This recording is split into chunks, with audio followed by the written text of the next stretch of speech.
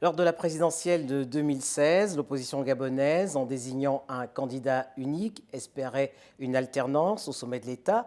Il n'en a rien été, car malgré le jeu des alliances apparentes, l'opposition était plus divisée que jamais. Raymond Dongsima, bonjour. Bonjour. Gabon, l'alternance manquée de 2016, c'est le titre de l'ouvrage que vous avez consacré à la dernière élection présidentielle gabonaise. Vous n'êtes pas très tendre avec vos homologues de l'opposition. Vous parlez de leur incapacité à s'accorder, de leur stratégie inefficace et parlez même d'arrangements inavouables. À quoi aurait servi cette plateforme au final? La plateforme aurait servi à placer le débat sur la recherche de solutions pour le futur et non pas sur la grandeur des uns et des autres. Or, l'élection de 2016 a tourné sur la force de chacun, la beauté des uns, la, la capacité des uns et des autres à faire étalage de leur puissance, mais pas sur les solutions que le pays attendait. Et le débat n'a pas porté sur les solutions. Alors quand vous dites arrangement inavouable, à quoi faites-vous allusion? Quand vous avez un parti de l'opposition qui se retrouve dans la commission chargée de gérer l'élection, alors même qu'il n'a pas de candidat à cette élection et que cela se fait en violation de la loi, le parti qui est au pouvoir se rend bien compte qu'il a en face de lui quelqu'un qui représente l'opposition, mais qui ne remplit pas les conditions prévues par la loi. Donc, ce candidat ne satisfait pas les conditions de la loi. Si le parti au pouvoir accepte cela, c'est en contrepartie de quelque chose. De quoi exactement? La loi, dans son article 12 bis, établit que ne peuvent être membres de la commission qui supervise les élections que des partis politiques qui ont un candidat à cette élection ou des candidats indépendants. Nous nous sommes retrouvés en 2016 avec des candidats indépendants, par exemple moi, mais d'autres candidats aussi, qui n'avaient pas de représentants à la Commission nationale électorale, mais des candidats des partis politiques qui n'avaient aucun intérêt à concourir, qui avaient des représentants dans la commission électorale, ce qui était contraire à la loi. Alors, priorité, dites-vous, a été donnée à des aspects politiques et non pas aux intérêts économiques et encore moins à la bonne gouvernance, la gouvernance vertueuse, comme vous l'appelez dans votre livre. Vous étiez vous-même candidat à cette élection, hein, candidat indépendant, Tout à mais fait. pourquoi vous n'avez pas tiré la sonnette d'alarme à ce moment-là? Ah, j'ai tiré la sonnette d'alarme, je l'ai tiré même plusieurs fois. Le problème, c'est de savoir quel support médiatique sur lesquels on pouvait s'appuyer. Mais si vous regardez sur ma page, par exemple, sur mes pages Facebook, sur les supports que je pouvais utiliser, j'ai écrit à plusieurs reprises avant les élections pour attirer la sonnette d'alarme sur le fait qu'on était dans une mauvaise direction. Alors, la stratégie DTE, qui veut dire destitution, transition et élection, a échoué, hein. Il aurait fallu, dites-vous, demander un report de l'élection avec comme objectif de peser sur les institutions chargées de les organiser et même de proclamer les résultats. Mais vous dites également que depuis 1993, toutes les élections au Gabon sont uniques. Alors, que fallait-il faire? Donc, si vous permettez, il faut repartir de la DTE. DTE, destitution, transition, élection. Pour faire une destitution d'un président en exercice, il faut avoir l'assurance que les magistrats qui sont chargés de le juger vont être capables de prononcer cette destitution. Or, la, la Haute Cour de justice qui est Il faut prévue... rappeler que la décision était souhaitée parce que certains membres de l'opposition estimaient que Ali Bongo n'était pas gabonais. Voilà. Mais la Haute Cour de justice qui aurait dû se prononcer sur cela comprend d'après la loi 13 magistrats. Sur les 13, il y en a 7 qui sont nommés par le président de la République.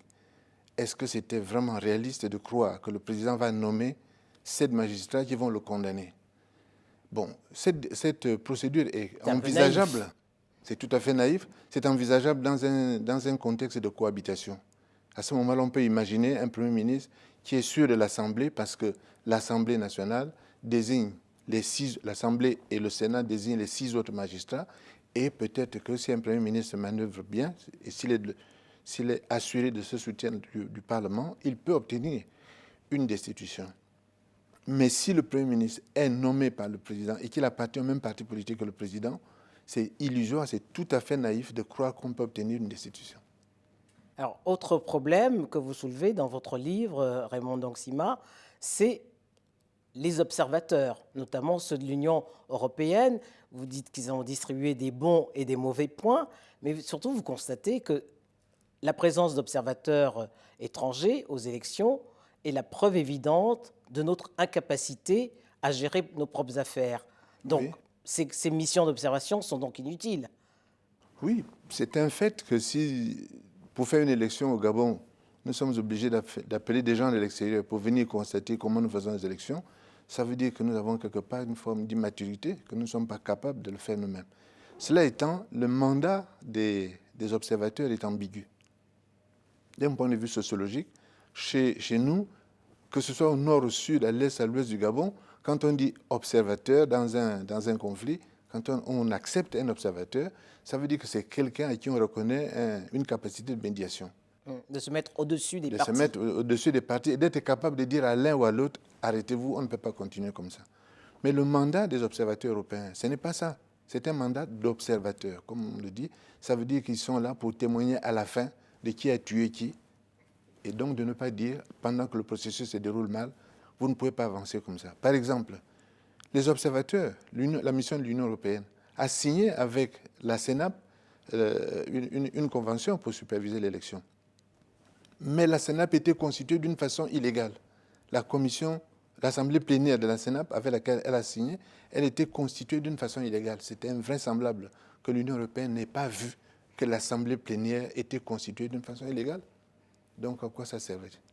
Et que pensez-vous des observateurs de l'Union africaine? Eux aussi ne sont pas attendus pour les scrutins? On les fait venir parce que je pense qu'on veut faire un peu de publicité, mais jusqu'à présent, je ne connais pas de pays, ni au Gabon, ni dans aucun autre pays africain, où en réalité, ils ont pesé dans la balance pour que une évolution qui n'était pas tout à fait correcte soit interrompue. En général, ils ont constaté, puis ça s'est arrêté là. Partisans, vous trouvez? Complaisant, disons. En 2009, la mort d'Omar Bongo avait nourri des espoirs de changement. Vous reconnaissez cependant que le PDG est le garant de la stabilité et de la paix depuis qu'il a accédé au pouvoir. Mais vous êtes très critique sur le bilan du premier septennat d'Ali Bongo. Or, vous avez été son Premier ministre. Donc, vous êtes comptable aussi de ce bilan. Oui, je suis comptable. Bien sûr que je suis comptable, comme les autres. Mais en 2009, lorsque le changement a eu lieu, beaucoup de gens, et je dois avouer une certaine naïveté, beaucoup de gens ont cru que quelque chose allait changer. Je rappelle que, par exemple, à l'intérieur du PDG, dont je n'étais pas membre en 2009, M.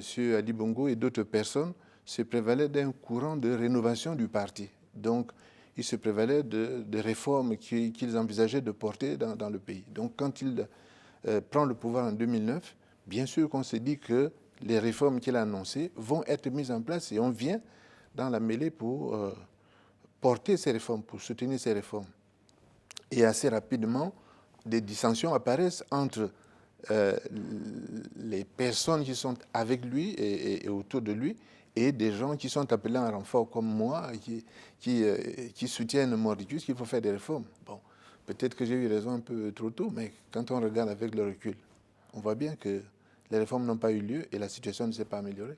Mais vous avez été membre quelque temps du PDG, du Parti démocratique gabonais. Tout à fait.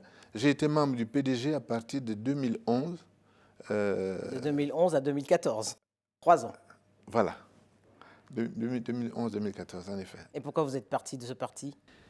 Je suis parti du PDG en 2014, pas après avoir été sorti de la primature. Non, non, non. Je suis sorti parce que la crise qui a commencé au Gabon a commencé avant le choc pétrolier. On a cru que c'est le choc pétrolier qui avait créé le problème que nous avons. En réalité, avant le choc pétrolier, les déséquilibres financiers étaient déjà très importants.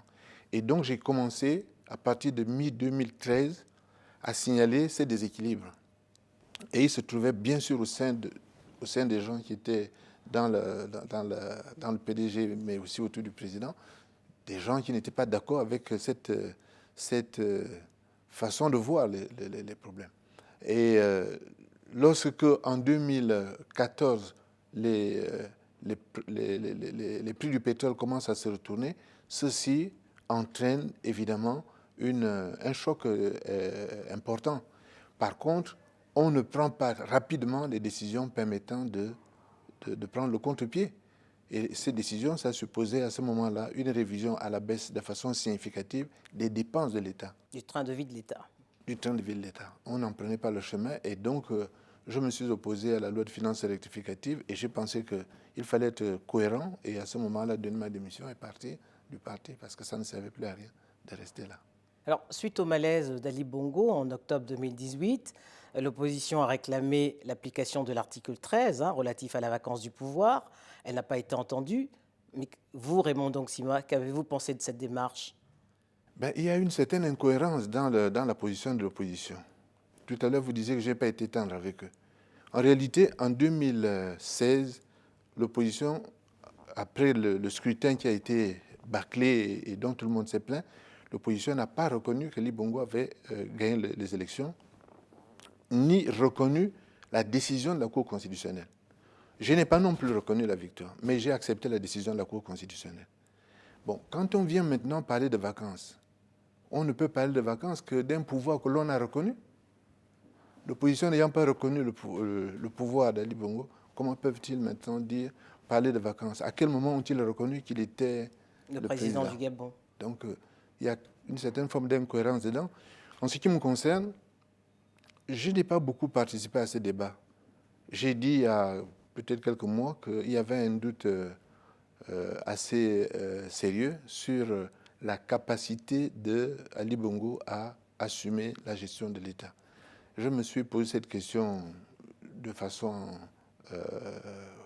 raisonnée et mesurée, parce que je crois qu'il ne faut pas qu'on aille trop loin dans les critiques qui sont portées sur la personne. Nous avons un problème de système.